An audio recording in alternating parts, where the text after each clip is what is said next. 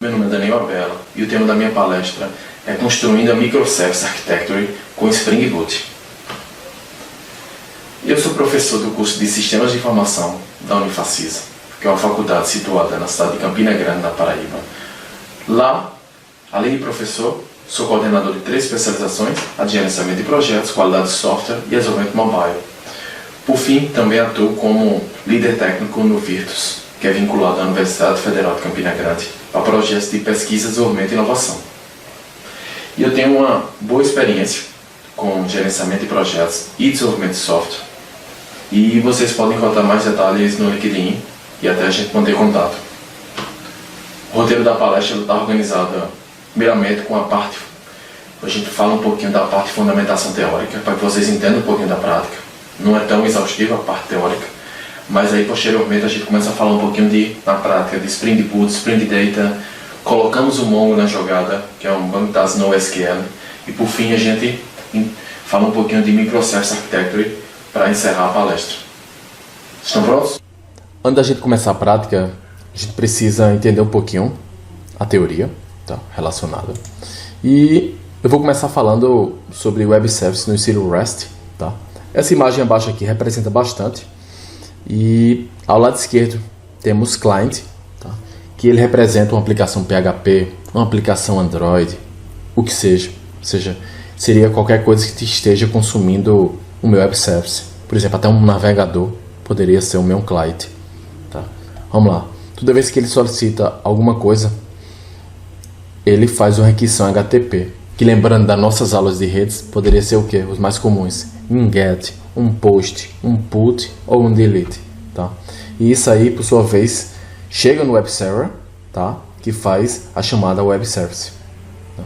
Que emite uma resposta, e essa resposta é convertida em resposta HTTP, que poderia ser o quê? 200, que é o OK, 404. Vamos seguindo com o próximo slide, que aqui ele explica um exemplo de um fluxo de requisição e resposta HTTP. Vamos lá.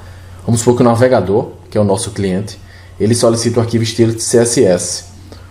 Como ele está solicitando isso aí, é uma requisição tipo GET, né? Isso aqui chega no servidor, ele encontra o arquivo e ele emite como resposta. Qual a resposta HTTP? 200, tá? Que é o OK. Aqui, ó. Aqui tem uma lista dos códigos mais comuns. Se ele não tivesse encontrado, qual seria? Tantaram 404, tá? E aí o navegador, que seria o meu cliente, ele receberia o quê? O código 404. Tá? E quando a gente fala um pouquinho de REST, muitas vezes se confunde com um padrão, mas na verdade é um estilo arquitetural baseado em URIs e foi proposto na tese de doutorado do Roy Fielding, que é esse carinha à direita. E não tem regras rígidas, usa abertamente o HTTP, vocês viram, né? Get, post, put, delete, se requisita. E aí quando encontra 200, 404 se não encontrou, tá? Isso a gente vai ver na prática. E um conceito que explica um pouquinho da ideia do REST é esse aqui que está abaixo, que está no livro JavaSource Cookbook, tá? E não vou perder tanto tempo com a teoria, mas eu queria que vocês dessem uma lida nesse artigo, tá? Que é a introdução ao REST da InfoQ, tá? Que tem os 5 mandamentos fundamentais do REST. E eu vou colocar aqui, ó, um exemplo para pelo menos a gente começar a implementar correto e evitar alguns furos que eu vejo comumente no mercado, tá? Vamos lá. Como eu falei, eu vou começar a utilizar os mais comuns: get, post, put, delete. Aí vamos só entender. Quando eu quero pegar alguma coisa, é um get, tá? Quando eu quero inserir, tá? Seria um post. Se eu queria alterar, seria um put. E se queria deletar, um delete. Só para vocês entenderem melhor, tá aqui uma tabelinha para relacionar, para que vocês nunca se confundam. Mas vamos entender na prática um exemplo aqui. Os bookmarks são nossos favoritos. Se eu pegar e der um post, localhost, 2.8080, barra bookmarks, um post, na verdade eu estou inserindo um novo favorito, certo? Se eu der um get em bookmarks /1, eu estou buscando na minha base de dados, e ele está me retornando um quê? um favorito que tenha como ID 1. Se eu der um put, eu estou alterando o favorito que tem o ID 1. Ou seja, se eu alterar aqui para 2 e der um put, eu estou fazendo o quê? Alterando o favorito 2. Certo? Se eu der um get aqui, favoritos barra 2, eu estou obtendo o favorito que tem um ID 2. E se eu botar delete, tá? Mesma coisa. E se eu omitir isso aqui, botar barra bookmarks e der um get, o que é que eu estou fazendo? Eu estou solicitando todos os favoritos cadastrados. Tá? Aí, para evitar geralmente os equívocos, não tem 2 L's. Eu vejo o pessoal colocando isso aí, vários empty. Tá? Se eu quisesse o que? Alterar, seria um put, a mesma URL. Se fosse para excluir, seria um delete. Tá? E o post é inserção. Não tenho como informar o ID, porque ele vai ser gerado quando for inserido. Né? Ou seja, quando vocês verem esses web services, já sabem que está utilizando a abordagem correta. Tá? E aí, ó, você pergunta, vamos supor se eu solicitei o favorito e ele seja uma entidade na minha aplicação. Como é que é solicitado? Como é que a resposta vem esses dados? Vem em formato JSON, tá? Que é o JavaScript Object Notation. Pode ver aqui, ó. Nesse caso aqui, ó, tá vindo o quê? Você solicitou e ele retornou o quê como resposta? Um objeto que tenha um objeto só que tem 2 propriedades, o low e o high, tá? Isso a gente vai ver na prática. E agora eu acho que a gente começou a falar JSON, HTTP, REST, foi um monte de coisa. Eu vou tentar agora no quadro branco explicar de maneira bem objetiva para vocês, para que aí a gente comece a parte prática.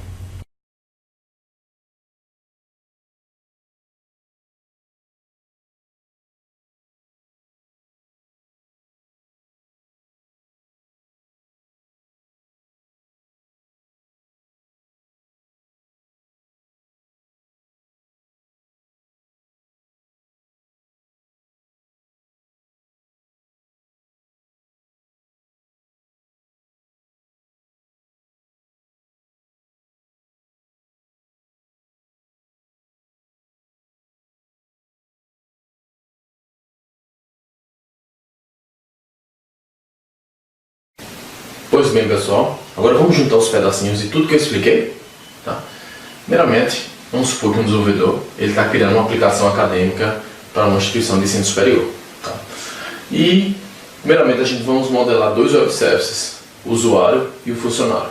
Quem poderia consumir esses web services no estilo REST? Uma aplicação em PHP, né? Uma aplicação Android, uma aplicação em outra linguagem, né? Em .NET, que seja. E em tempo de desenvolvimento comumente utilizando clientes REST. A exemplo dessa ferramenta aqui, que se chama Postman, que a gente vai mostrar durante essa palestra, certo? Tranquilo? Ou seja, todos esses aqui, ó, se enquadram na categoria clientes. Ou seja, vão ser quem vai consumir os web services. Tudo bem? Vamos seguir. Como eu falei, são 2 web services. O meu web service, o usuário, ele responde em HTTP, //localhost, 8080, /app, /usuário, tá? Se eu fizer uma requisição, tipo, para esse endereço, um GET, tá? Eu estou fazendo o quê? Estou solicitando todos os usuários registrados, né? Se não existir nenhum usuário, ele pode simplesmente retornar isso aqui, ó, vazio, né? Se ele tiver 2 usuários, ó, poderia retornar esses aqui, ó, tá? Só lembrando, ele retorna isso aqui, esses dados, e retorna o status HTTP, né? No caso, ele retornaria o quê? 200, que é o OK, e isso aqui como informação, tá? Perfeito?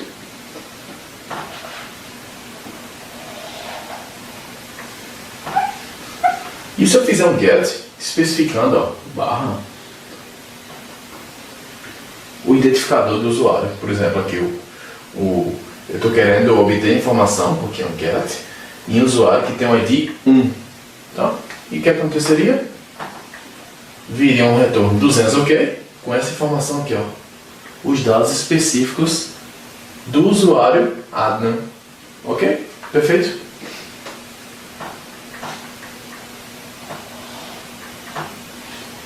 E se agora o segundo requisição HTTP seria o quê?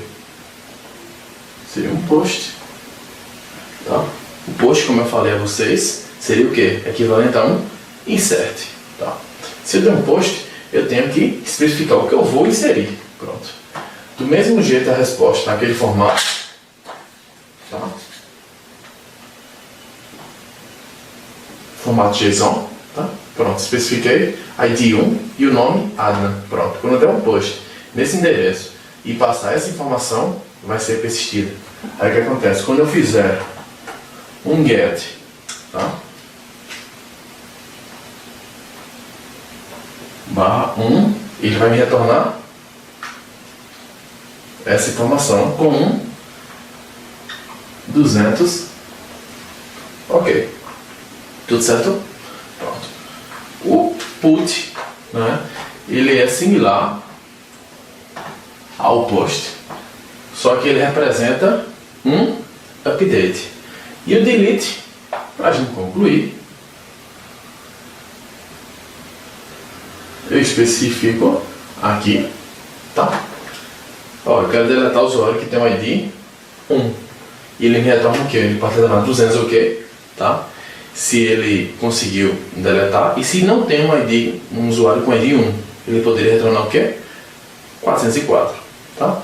Ou seja, o que eu queria que vocês entendessem era como funciona todo esse fluxo, que você poderia fazer um get, um post, um put, um delete, tá? Naquele web service, e ele poderia retornar para você um 200, se ele conseguiu, 201, que é o created, se ele persistiu, 404 se não encontrou, se durante a operação ele deu algum erro interno, deu uma exception web service, ele vai retornar 500, que é o internal server error, tá? Ou seja, o que eu estou querendo é que vocês alinhem tudo que eu expliquei, e tudo isso aí vai ser aplicado na prática. Agora a gente vai ao exemplo 3, né? Só que, como vocês devem lembrar, no exemplo 2 a gente deixou todos os dados hard-coded, né? E agora eu vou colocar dados fake. Por exemplo, aqui, listado dos usuários. Eu vou pegar e vou criar uma lista dos usuários. Vou fazer uns dados fake, como se tivesse ido no banco de dados, tá? Para a aplicação, né? Tá? E só lembrando aqui, ó, no projetinho, ele tem esse arquivo entrada.txt, tá? Que é o que você precisa para ir lá no Postman. Aí quando você for em Post, Body, Raw, selecionar a JSON se quiser colocar, tá? Aí tá aqui uma possível entrada, tá? Nesse caso está colocando o ID. Mas aí nos exemplos posteriores a gente não vai colocar, para deixar mais ou menos dessa maneira, porque ele vai ser autogerado. Parei a aplicação, né? E agora eu vou ao exemplo 3. Pronto. Mesma estrutura, né? Pode ver a entrada também. Qual que é a diferença? Primeira coisa mais visível seria o quê? Que o get em /user, o retorno é diferente, não é mais string, tá? Response entity de list user, tá? Vai ser, ou seja, ele vai retornar uma lista de usuários como response, tá? Aí aqui, ó, eu criei uma array list de users, tá? Aí vamos supor que aqui essa array list fosse preenchido com dados no banco de dados, tá? Vamos só forjar alguns dados aqui. Daniel, Juan e Atila. Pronto, seriam os 3 dados que poderiam vir do banco de dados. Pronto, aí aqui é a resposta, ó. Return new response entity, tá? Certo? E aí passa o que? Passa a lista de usuários, perfeito? Que foi obtida. E depois o que? Um OK. Aí você pergunta, eita, se por acaso não tiver nenhuma, ele vai retornar ok, só que ele vai retornar vazio. Perfeito? Vamos lá. Deixa eu agora executar. Só lembrando que nesse exemplo a gente já poderia fazer aquela ideia de subir esse bar user request mapping para cá, como a gente fez anteriormente, né? Pronto, vamos conferir se em 15 segundos, né? Perfeito. Vamos agora fazer um get em barra user. Pronto, perfeito. É um get, né? Pronto. Vamos ver aqui, ó. Vocês viram agora que ele não retorna mais string, ele retorna o que? Retornou 200, ok, tá? E os dados, vocês lembram que os dados que trafegam são o que? Formato JSON, certo? Só lembrando aqui, ó, o Cochê está dizendo aqui para mim que é um array com 3 registros, tá? Primeiro objeto seria o primeiro user com ID 1, Daniel, endereço 1, o Juan e o Atila, tá? Foram os 3 que retornaram. Aí eu vou fazer só um exemplo aqui, ó, mostrando como seria ele vazio, tá?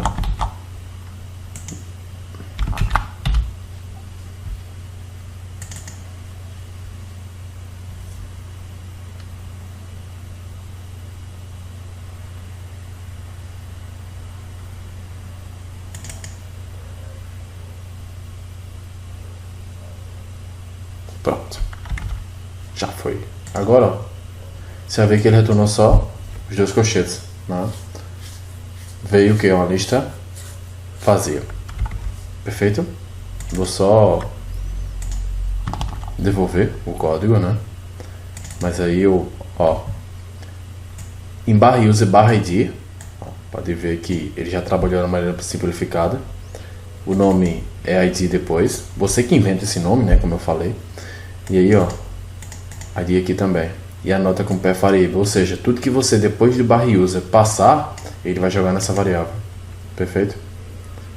Aí, vamos supor que baseado nisso aqui, ele vai lá e veja se tem um usuário com tal ID, tá? Obviamente aqui eu já retornei hardcoded, sempre vai retornar Daniel, tá? Mas vamos supor que ele tivesse esse user fake, essa variável tivesse vindo do banco. Se ela fosse nula, ia retornar o que? Not found. Se não for nula, vai retornar o objeto que foi encontrado e o status 200, que é ok, né? Perfeito? Vamos lá fazer isso aqui. Ó. Pronto. Tranquilo? Vai sempre retornar Daniel, né? Porque eu deixei hardcoded lá o Daniel, tá? Mas aí nos próximos exemplos a gente já vai fazer as operações com banco de dados. E o post, né? Mesma ideia do anterior. Vamos lá agora fazer um post body, né? Faltou isso aqui, ó. A gente já ia se equivocar. Raw, JSON. E é só lembrando um pouquinho da estrutura do objeto. Tem name e tem address. Se quiser, passa o ID. Tá. Pronto. 201 created. Vocês lembram que o 200 era o ok, né? Mas aí existe um código que é o 201, que aí acho que seria mais adequado para dizer que foi inserido. 201 created. Perfeito? E se por acaso ocorreu algum problema dentro do método, ou seja, tiver um problema ao localizar o banco de dados, independente de algum problema que seja, algum exception, por exemplo, ele já comumente a gente retorna o 500, que é internal server erro. Perfeito? Pronto, tá aqui, ó. Aqui seria mais ou menos o código que salvaria esse objeto aqui, tá? E aí, ó, se caísse algum exception, retornaria o que? Internal server erro, que é o 500. Tranquilo? Pronto. Vou parar lá.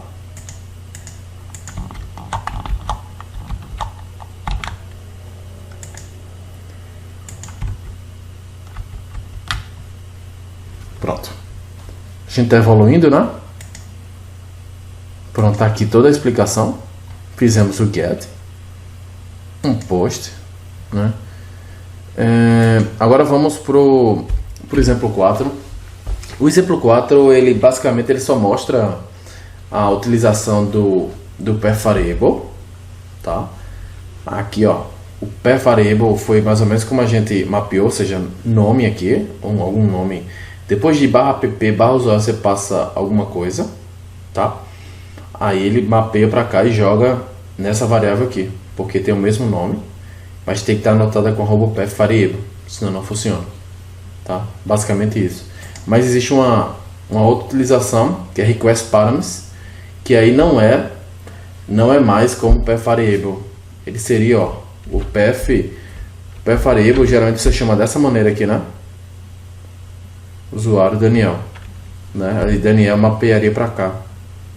E aí chegaria nessa variável. Mas o request param seria como dados vindo do formulário aqui, ó. Tá? E aí seria mapeado dessa maneira. Certo? Ó. Nome. Aí se por acaso não vier nenhum valor, aparece algum valor padrão. Sobrenome. Se não vier nenhum valor, tranquilo? Lembrando que esse default value é opcional. Tranquilo? Aí qualquer ideia que eu queria que vocês fizessem é no exemplo 4 você começar a executar esse exemplo para ver o seu funcionamento, tá? É só lembrando um pouquinho de Java Extension API, que eu acho que muitas dessas pessoas já entendem como é que é, mas não custa relembrar, tá? Ele seria equivalente a você, em vez de você trabalhar com tabelas do banco de dados relacional, você trabalha diretamente com objetos. Por exemplo, uma tabela usuário com um campo com 3 colunas, ID, nome, senha, ela seria basicamente que uma classe usuário com 3 campos, ou seja, o int seria um int, tá? O varchar do banco de dados seria um string, e a senha que também seria varchar, também seria string. Aí a classe teria um methods get setters, tá? Aí, ou seja, toda vez que eu criar o objeto e preencher as colunas, seria equivalente ao insert. Quando eu alterar alguma das propriedades, ele seria equivalente a um update. E quando eu pegar esse objeto e solicitar que ele seja deletado, seria um delete, tá? Ok? Só lembrando um pouquinho das anotações, se quiser anotar, dizer que uma classe, no caso, essa aqui, usuário, dizer que ela representa uma tabela no banco de dados, você tem que anotar ela com @entity, tá? E a coluna referente à chave primária seria anotado com @id, se ela for auto-gerado valor, tá?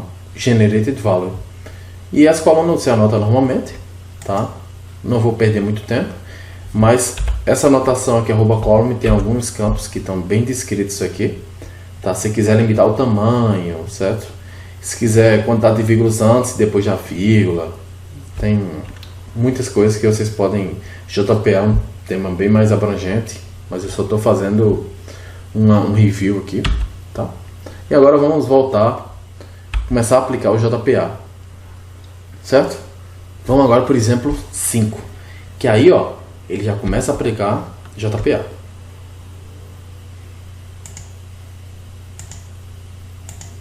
Pronto. A grande primeira mudança é que eu comecei a separar bem mais agora as classes, certo? Vamos seguir aqui o slide. Primeira coisa que eu fiz, pessoal, foi mapear a minha entidade, tá? No caso usuário. Ela é anotada com @entity e com @id, tá? A minha propriedade chamada id. Perfeito? Ponto de atenção, eu coloquei id como string, certo? Ou seja, não se esqueçam, a minha chave primária eu coloquei como id. Poderia ser um int e eu colocar generated value, sem problema algum. Tranquilo? Não esqueçam disso. Eu omiti os get setters.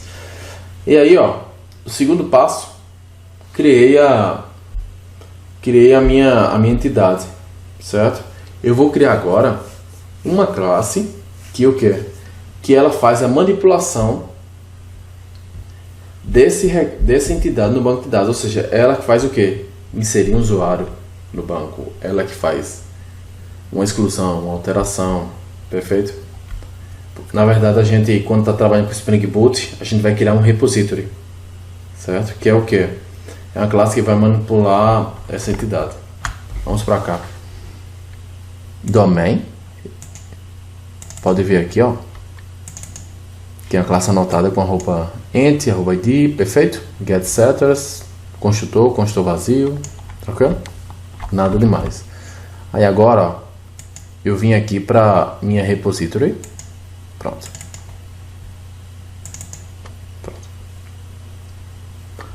Vocês estão vendo que é o que? É uma interface. Uma interface ela estende outra interface, não é isso? Nós aprendemos em programação orientada a objetos com Java. Pronto.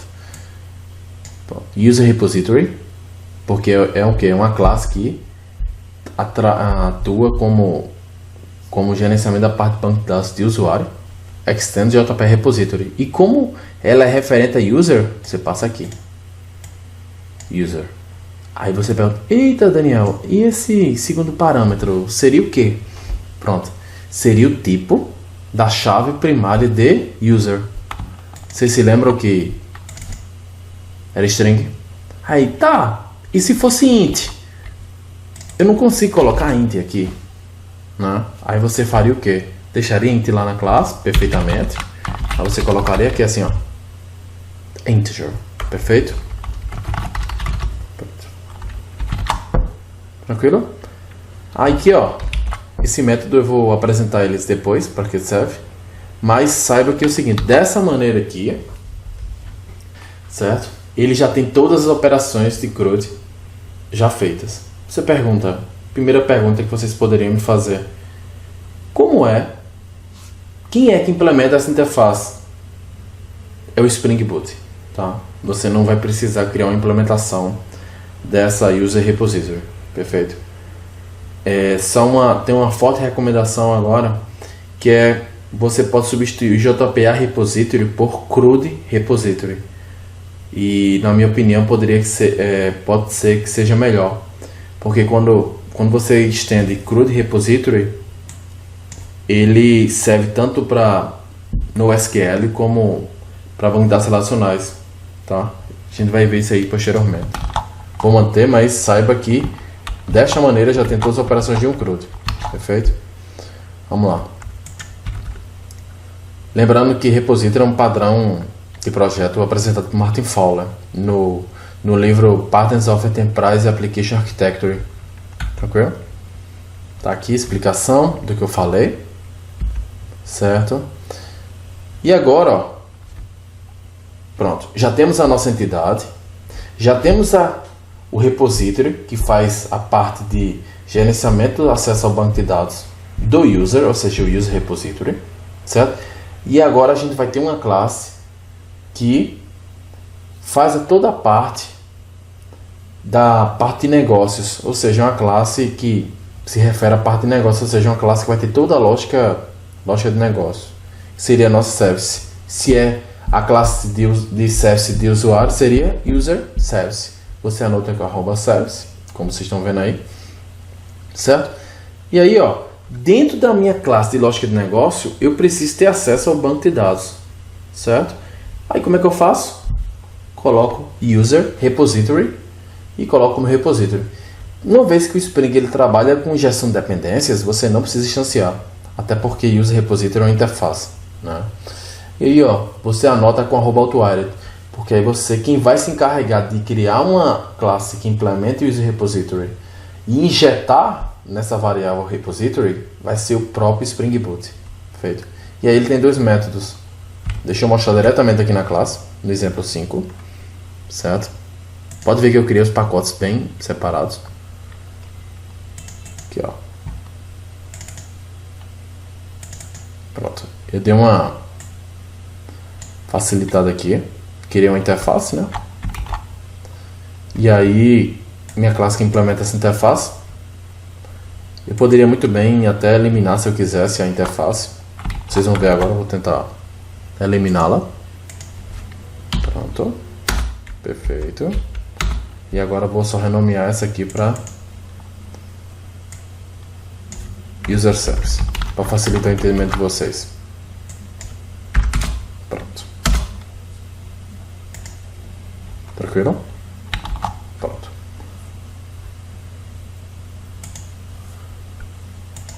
Aí agora, ó, esse repository, tranquilo? Se eu quisesse, ó, eu posso colocar o @outwired aqui ou no construtor, né? Para quem conhece de... Poderia dessa maneira também. Certo?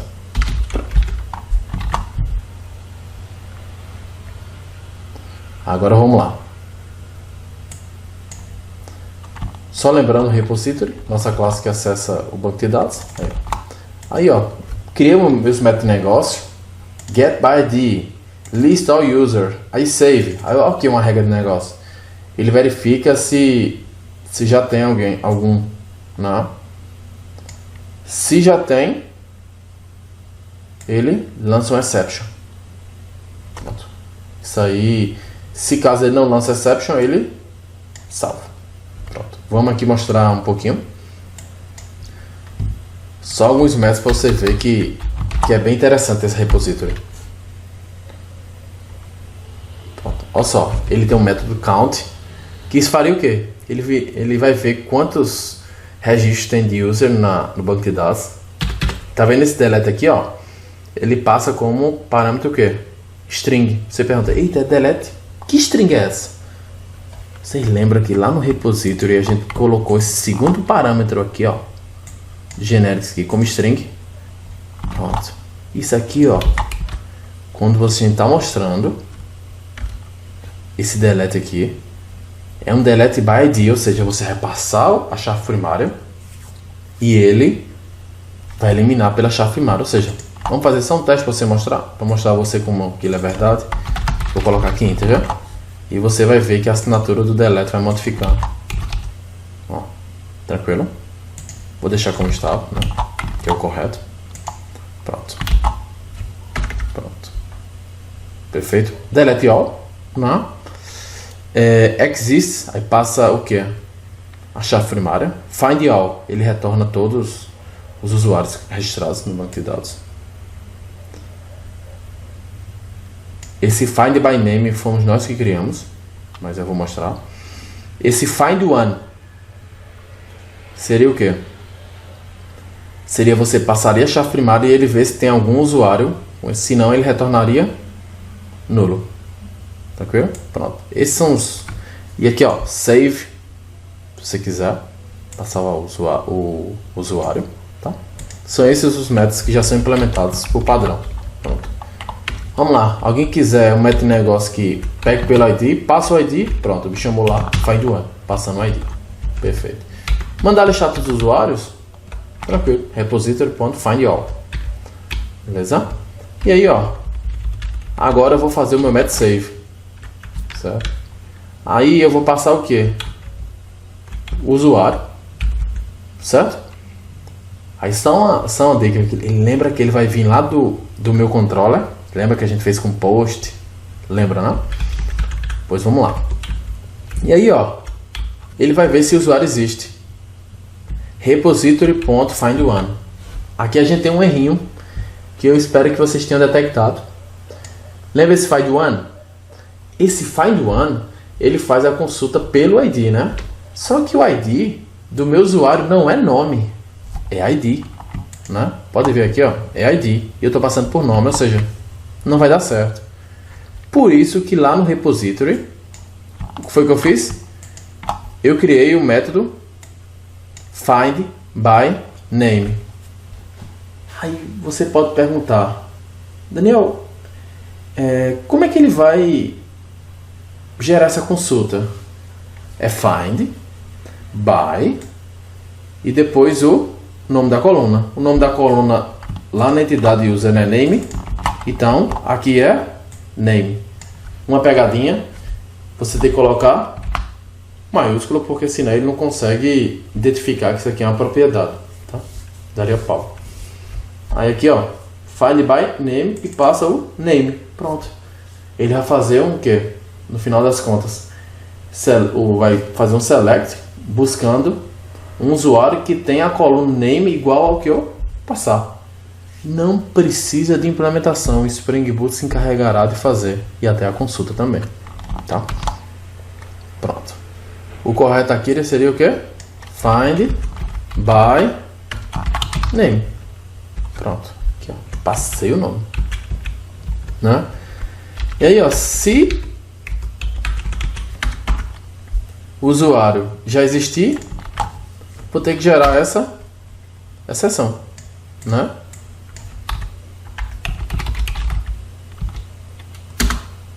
Pronto. Criei uma classe de exceptions, certo? Só para mostrar o funcionamento dela. Uma vez que ela lança, eu tenho que colocar, declarar na assinatura. Pronto.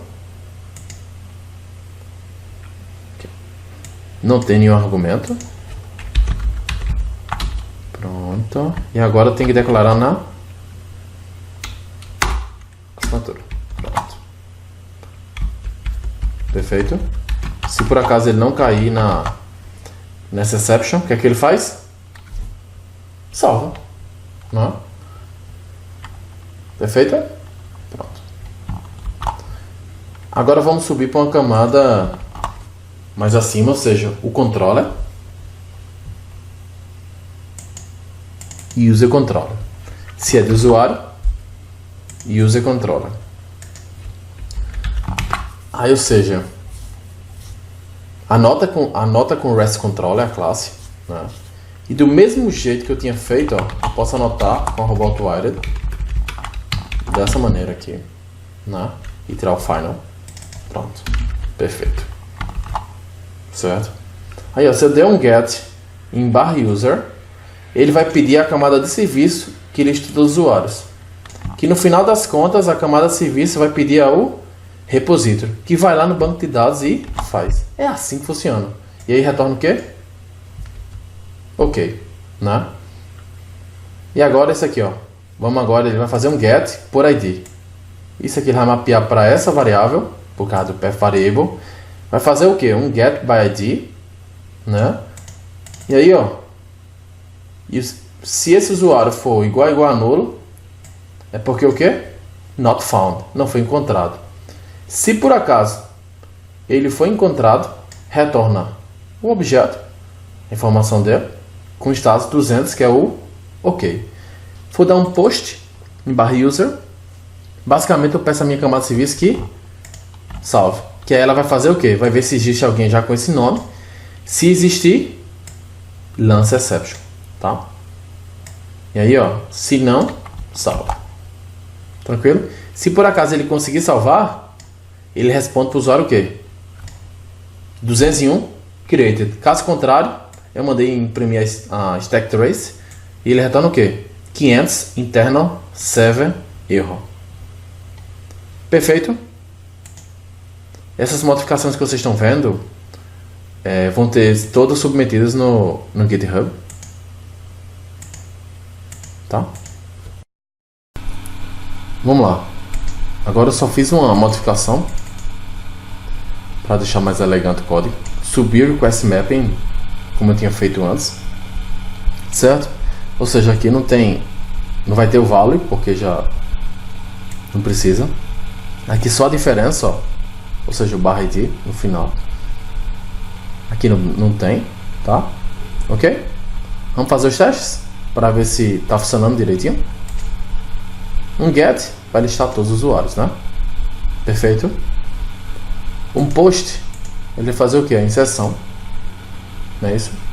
Body, raw, JSON, pronto. Se eu tivesse colocado a coluna na minha entidade generated value e tivesse trocado para integer, não precisaria preencher esse campo ID, né? Perfeito? Mas vamos lá. Pronto, 201 created. Vou colocar alguém com ID 2. Não.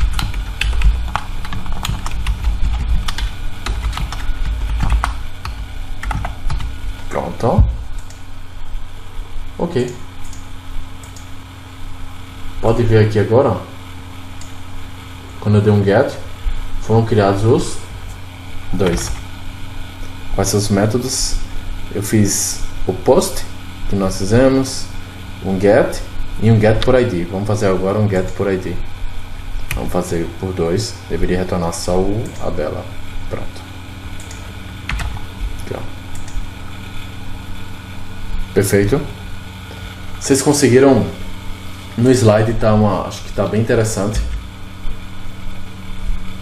Só lembrando que você tem que anotar com transactional. Não sei porque tá abrindo a transação para que realmente ocorra a persistência, tá? Aí agora o nosso controller, como eu falei, que recebe as aquisições HTTP, chega nesse método. E agora nós fizemos os testes, não é isso? Perfeito? E aí, pessoal, eu só queria que vocês entendessem uma coisa. Chega as requisições no controller, não é isso? Tranquilo? E esse controller passa para a camada de negócio, para a service, né? E aí, ó, chegou na service. Pronto. Chegando na service, ela faz a regra de negócio. Por exemplo, aqui, ó, vê se não pode aparecer com o mesmo nome. Faz a regra de negócio e toda vez que precisar acessar o banco de dados, passa para o repository, que é uma interface. Se você precisar de alguma consulta que não seja delete por ID, delete all, find all e find por ID, ou save, né? Você faça uma consulta customizada como essa aqui, né? Ou seja, é uma coisa bem simples de você trabalhar com Spring Boot e você conseguir fazer um web service, né? E aí hoje a gente começa a trabalhar com bancos de dados NoSQL, né? E aí muitas pessoas perguntam como é que o Spring Boot lida com isso. Bom, vou mostrar a vocês, só lembrando, parar a aplicação, né? Siga o meu próprio conselho. E eu vou mostrar como é que faz. A mudança é bem simples para você trabalhar com MongoDB, tá? Só coloca essa dependência aqui, certo? E pronto, mais nada. Só que para esse exemplo, para não precisar explicar a vocês como é que faz para instalar o Mongo, para simplificar o processo todo. Aqui, ó, eu estou utilizando o Mongo embarcado, tá? Esse é o nosso exemplo certo. Aí vocês podem perguntar outra coisa. Você saiu do exemplo 5 para o 7 perfeitamente, porque a diferença do 6 é só tratamento de exceptions. Queria que vocês dessem uma olhada. Vamos direto para o 7. Pronto.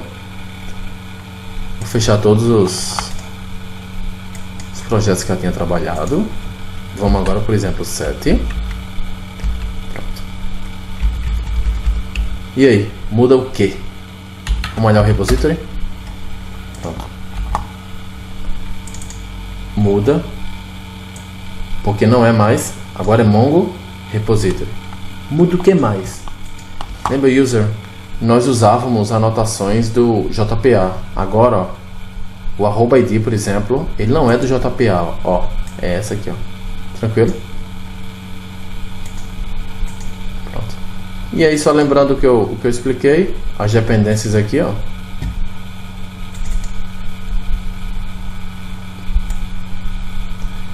E as que referentes a parte de JPA que foram adicionadas, vocês devem olhar no exemplo 5, que tem outras dependências, elas foram removidas, tá? Vamos executar?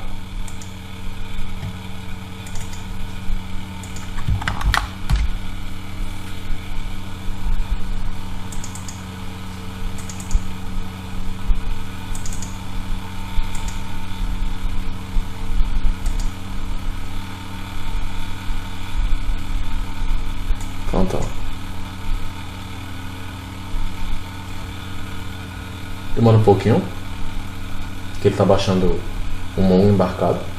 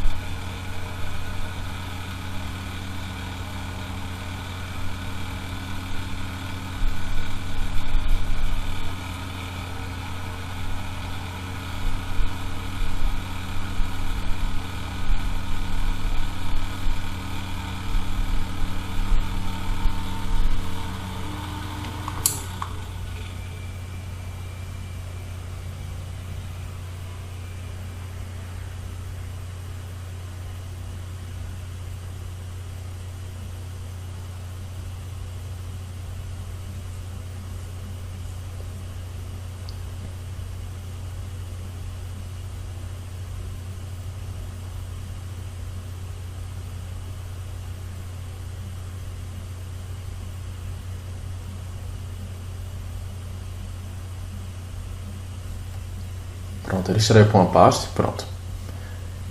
Nas próximas vezes não vai precisar acontecer esse tempo todo, que foi a primeira vez que ele baixou, tá? E aí, ó, antes de a gente começar a brincar, a gente tem que saber onde é que ele tá. Recomendação subir também, né? Isso aqui pra cá, né? Vou fazer agora até pra vocês. Pronto, ok. Se já tem em cima, tira, né? Qual a diferença? Isso, né? Já tem lá em cima, tira. Então, pronto. Vou só parar pra vocês verem. E agora a gente vai executar. Tá.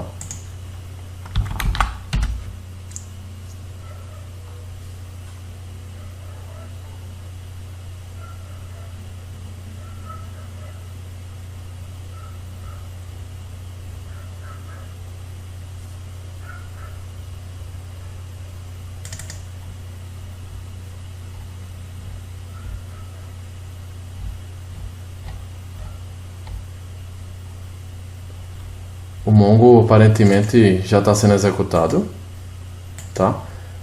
A porta do Mongo que está sendo executada é a mesma da que já está o Mongo instalado na minha máquina.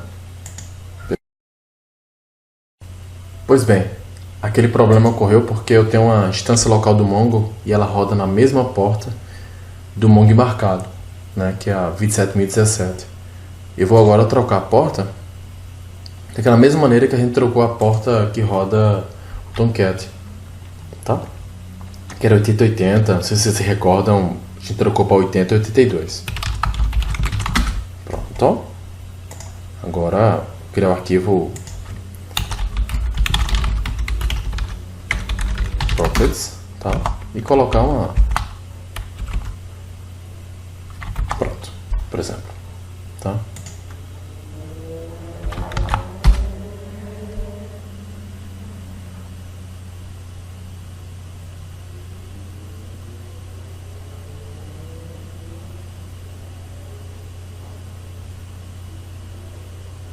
Pronto. Agora funcionou, tá? Na 8880, só que o Mongo em outra porta. Pronto. Vamos fazer aquela velha brincadeira.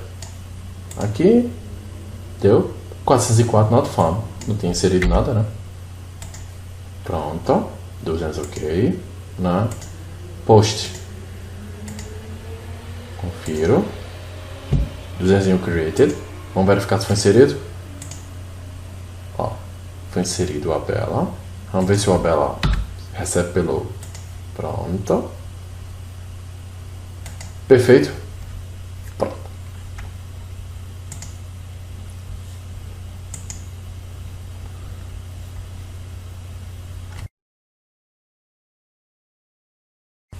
Para encerrar o nosso papo, eu vou falar do último tema, que é o Microservice Architecture, tá?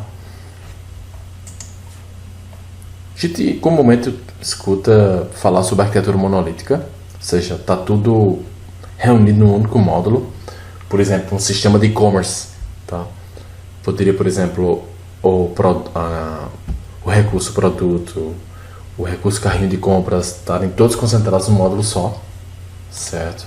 E aí a gente vê nisso algumas limitações, a exemplo de escalabilidade, acoplamento, e verificamos também que é difícil de manter. E o Martin Fowler, certo? Ele propôs a arquitetura de microservices, inclusive eu recomendo bastante o artigo escrito por ele. E ele tentou fazer o quê? Dividir em microserviços, que assim, isso aí resolveria de maneira... Cada microserviço atuaria de maneira independente, implementável e escalável. Vamos entender aqui, por exemplo, quando você segmenta um sistema de e-commerce. Vamos supor que está ocorrendo uma Black Friday, tá? E o carrinho de compras está bombando, tá? Todo mundo inserindo no carrinho de compras. Perfeito. Vamos supor que o carrinho de compras chega à sua exaustão. Você consegue escalar somente o carrinho de compras. Colocar mais memória para o carrinho de compras, subir o carrinho de compras. E a aplicação, ó, ela fica se mantém até o carrinho de compras voltar, né? E como é que aconteceria isso numa arquitetura monolítica? Ela tornaria totalmente indisponível. Isso aí já é utilizado por Globo.com, por Netflix, tá? São alguns cases de sucesso comumente utilizados. E aí ele garante o quê? Isolamento, autonomia, escalabilidade, um único microserviço e facilita a manutenção. Tá? E aí está aqui um exemplo de você separar vários microserviços e eles, os microserviços se comunicam. Tá? E aqui, tem algumas referências que eu deixo para vocês. E eu gostaria fortemente de agradecer a paciência e espero que tenham aprendido um pouco comigo. E aqui estão meus contatos. Daniel@danielifambela.com ou meu site. E até a próxima, pessoal.